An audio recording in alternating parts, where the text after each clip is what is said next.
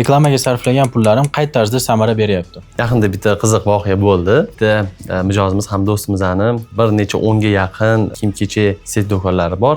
Ular aytayotdilarki, men oyiga taxminan bir 30 ming 40 ming dollar pul sarflardim shu blogerlarga, umuman reklamaga. Keyin kelayotgan mijozlardan intervyu qilib o'tkazib ko'radigan bo'lsam, taxminan 82% reklamamiz umuman ko'rmasdan kelar ekan degan masalan gap aytadi. Tushunasizmi bu nima degani? Taxminan 40 ming dollar bo'ladigan bo'lsa, 30 ming 35 ming dollardagi pul prosta ular kerak emas narsaga, havoga uchirib yuboradilar degan. Shuning uchun ham bunaqa holatlar juda ham ko'pchilikda bo'ladi. Bunaqa holatga kelib qolish fenomen o'zi qatdan paydo bo'lib qoladi desiz, odamlar birdaniga barcha reklamli kanallardan foydalangiz kelib ketadi. Ya'ni birdaniga katta savdo qilgisi keladi. Targetga ham katta pul sarflaydi, Instagramga ham katta pul sarflaydi, blogerlarga sarflaydi, YouTube'ga, lead ekranlarga, hammasiga birdaniga juda katta pul tashlab yuboradi. Da effekti bo'ladi, lekin effekti qaysi biridan kelayotganini bilmaydi va uzoq muddatda qaysi biridan kelayotganini bilmay hech qaysini atmay qila olmay yuraveradi.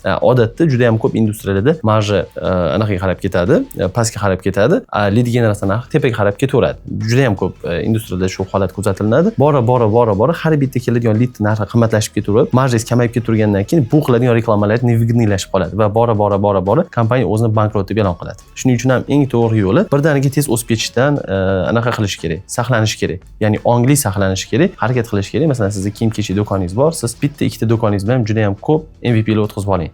Ya'ni o'zingizni brend pozitsiyasiz, brend segmentlaringizni hammasini aniq bilib olganingizdan keyin, ular kuzatadigan influenserlarni, ular kuzatadigan reklamli kanallarni topib olganingizdan keyin, o'shalar bo'yicha har xil reklamli kompaniyalarni o'tkazib ko'rishingizni men sizga tavsiya beraman. Ana undan keyin siz aniq bilasiz, qaysi metrikalar bo'yicha reklama yoqishingiz kerakligini, juda ham kam budjet bilan kattaroq rezultatlarga erishishingiz mumkin. Ya'ni yuqorida aytgan qahramonimizdagi sizda qiyin vaziyat duch kelib qolmaydi. Shuning uchun ham eng zo'r yo'li bu aynan korxona endi reklama berish jarayoni boshlaganida to'g'ri metrikalar bilan ish boshlagan.